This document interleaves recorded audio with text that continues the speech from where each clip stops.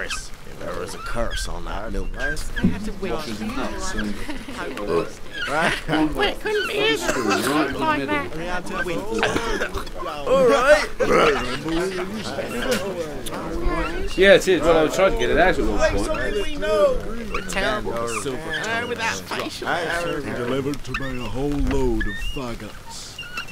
At New Year, and a turn to 1978, I went with my barrow down onto the green in the middle of Gimlin-on-Chin to observe the celebrations. The green is a lonely place for most months of the year, being a geographical low point, and so the moisture gathers there and forms a lake.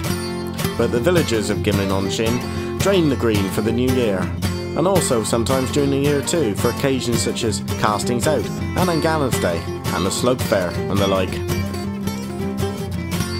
I had brought in my barrow some beets, which I hoped to sell to the revellers, although I knew my wares would be sneered at mostly by those ungodly people. A great number of whom gathered around Bert Hampshire and his barrel of leek whisky, and Bert had to send his brother George for another. I don't know why the new year was thrashed in with such glee by the people of Gimlin-on-Chin in those days.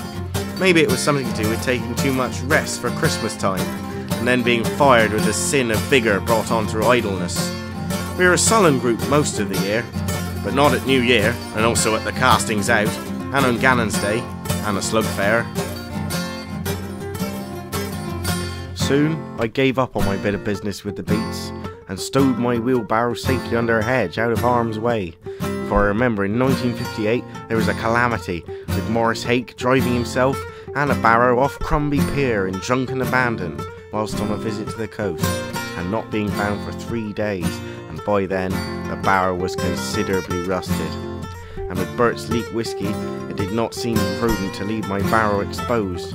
Indeed, later that night, the half-wit Hodge brothers, who were drunken, took Mick Roke's milk lorry and drove it fast to the distant village of Hobble-on-the-Stock, where they crashed it into a bacon packing factory, and there was much damage. Had I been less careful, that could have been my barrow.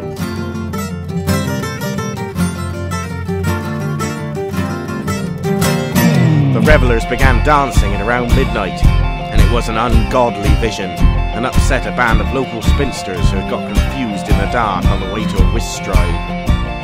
Later I witnessed the young curate, Horace Tapper, attempting to perform an exorcism on Ned Paget, who was prostrate through drink, but Horace was not steady himself, and while he recited the liturgy, his hand groped desperately in his cassock for the half bottle of whisky he had about his person. There was much merriment, but it was not godly. Later, Ned got up to sing.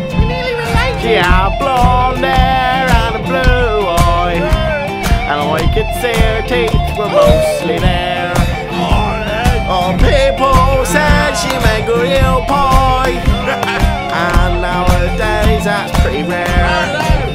I haggled with father over prices. I got a discount cause of the goiter.